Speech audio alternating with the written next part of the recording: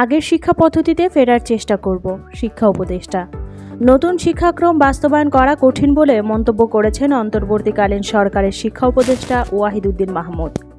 আজ রবিবার সচিবালয়ে সাংবাদিকদের কাছে এ মন্তব্য করেন তিনি বলেন, নতুন শিক্ষাক্রম বাস্তবায়ন করা কঠিন, তাই আগের পদ্ধতিতে ফেরার চেষ্টা করব। তবে আগেরটাতে ফিরে গেলেও আমরা এমনভাবে ফিরে যাব না যে বর্তমানটার সঙ্গে মিল থাকবে না। আগেরটায় ফিরে গেলে তারা যা পড়ে ফেলেছে তার সঙ্গে মিল রাখতে হবে। সেজন্য অতি দ্রুত কিছু কাজ করতে হবে।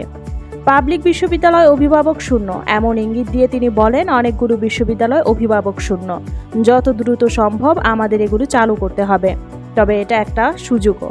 আমরা চাইব সত্যিকার শিক্ষানুরাগী এবং প্রশাসনিক ও শিক্ষাগত যোগ্যতা রয়েছে তাদেরকে নিয়ে আসার। উপদেষ্টা আরও যোগ করেন, এখানেই এতদিন ধরে আমাদের বড় ধরনের অবমূল্যায়ন হয়েছে। অনেকগুলো বিশ্ববিদ্যালয়ে পদগুলো শূন্য, এটা পূরণ করা খুবই চ্যালেঞ্জিং। তবে আমরা চাইব বড় বিশ্ববিদ্যালয়গুলোতে অতি দ্রুত পূরণ করতে। শিক্ষা উপদেষ্টা বলেন, ছাত্র ও শিক্ষকদের প্রতি অনুরোধ থাকবে শিক্ষা প্রতিষ্ঠানে যেন ভালো পরিবেশ থাকে, বিশৃঙ্খলা না করে শৃঙ্খলা থাকে, নিয়ম মাফিক যেন হয়, দখল দায়িত্ব যেন না হয়। সুষ্ঠু পরিবেশ তৈরিতে সবার সহযোগিতা দরকার।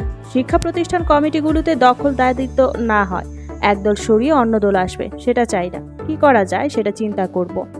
অর্থনীতি ও শিক্ষার মধ্যে যোগসূত্র প্রসঙ্গে তিনি বলেন, শুধু অবকাঠামো উন্নয়ন দিয়ে নয়, অর্থনীতির সঙ্গে তাল মিলিয়ে যদি মানব সম্পদের উন্নয়ন না হয় তাহলে কোনো দেশ উন্নত হয় না। সেক্ষেত্রে অর্থনীতির ও শিক্ষার মধ্যে যোগসূত্র আনার চেষ্টা